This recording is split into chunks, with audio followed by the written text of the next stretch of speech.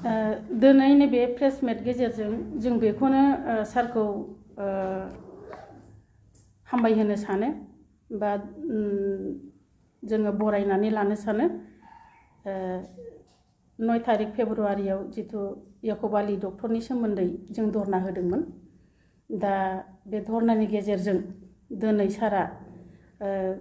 बुजिनानै जों थांनानै रायलायहैनाय गेजेरजों दिनै सारा याकुब आली सारखौनो दोनफिननायनि खोथा होनाय हिसाबै जोङो जोबोद जोंनि गोसो गोरबो सिंनिफ्राय जों सारखौ साबायखर होनाय थाबाय। नोंथांमोना एम रन्जित बसुमतारिनि सायाव गोख्रों बैसोमाव एलिगेसन होदोंमोन दा बेनि सायाव नोंथांमोना दा फिन एम बिथां सारखौ मा बावनो सानो हामलायथिखौ जासिनो सानो? बै समाव जोङो धरना होनायनि बेलाव रागानि सक्तियाव जोङो सारखौ एसे इनायै बुंफ्लांनाय जादों दा बेफोरखौबो सारा अननानै जोंखौ निमाहा दहाय फुङाव जों थांनायाव रायलायनायनि गेजेरजों जोंना रन्जित सारा डक्टरखौ दोनफिननायनि खोथाखौ बुंदों दा दोनफिननायनि खोथाखौ बुंनायनि गेजेरजों जोङो नैबे प्रेस मिटनि गेजेरजों मिथिहोहरनाय जादों आरो जे जोङो जेखौ हास्थायदों आसाफ्रा डक्टरखौ जों बे डक्टरखौ मोनफिननाय जासिगोन होननानै।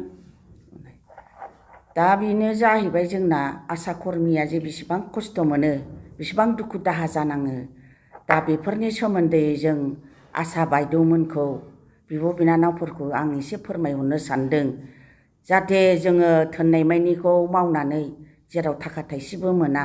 बे बुस्थुखौ जोंबो नायनानै सिन्था खालामनानै सोरबा NGOनि फैयो सोरबा सरकारनि फैयो अबेबा बुस्थुआ मानिबा फैयो जों बेफोरखौ मावालाबानो गावखौ एसे सेफ साइडआव थायोबा बेखौ आं मोजां मोनगौ आरो बिनिफ्राय जोंनि आसाफ्रा एथ' खस्थ' खालामो दिनै खस्थ' खालामनायनि गेजेराव जोंखौ सरकारा नायसनाखै जाहाथे जोङो सरकारखौ नायसनजानायनि थाखाय जों माबा मोनसे मावोबा आसा बायद'मोनहा जगाजग लानांगोन जोंजों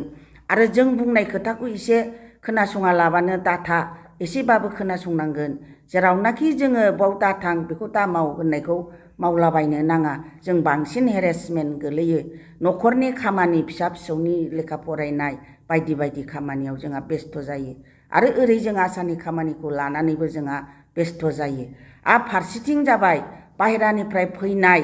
खाय खामानिफोरखौ जोङो मावाबाबो गवा मावबाबो गवा जेरावनाखि फैसा गैखाया बेफोरनि सोमोन्दैयै जोङो दा फेरेंगा सारनिसिमबो जोङो एसे बुंहरनो सानबाय आं फंनैसो खोथा सारा जुदि माबायाव गुवाहाटियाव थाङो MP MLA गासैजोंबो लोगो नांनानै मिनिस्टारजों प्रग्राम लायो रायलायो ज' थायो बेफोरखौ जाहाथे सारा एसे जोंनि खोथाफोरखौ एसे अनुताप खालामनानै बिथांमोननि खाथियाव बेफोरखौ फोरमायोबा आं फेरेंगा सारखौ रोजा साबायखर होगौ जाहाथे जोंनि खामानिखौ लानानै फंनैसो बुङोबा जोंनि आसानि जेंनाया जाहैबाय थाखा फैसानि मेटाराव जेरावनाखि जोङो 3000 मोनोमोन बे 3000आव दा 2000ल' होयो जोंनो सेन्ट्रेल गभर्नमेन्टनिफ्राय 2000 स्टेट गभर्नमेन्टनिफ्राय 1000 दा बेखौ लानानै बुंनाया जाहैबाय वेस्ट बेंगलाव जुदि 6000 होदोंबा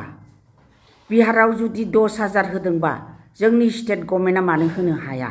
दा बेफोरखौ लानानै जोंनि BTR सरकारखौ आं मोनसे खावलायनो सानो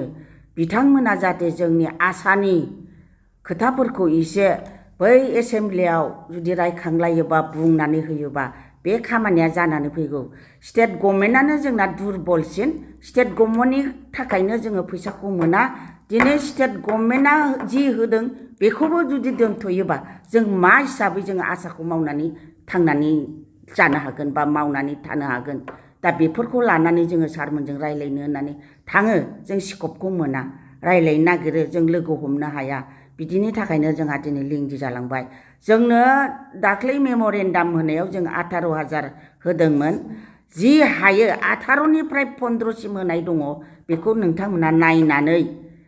दानि बाजेटआव दा सोलिगासिनो थानाय बाजेटआव हमफानानै होयोबा बिथांमोननि सायाव जों बहुत धन्यबाद होगोन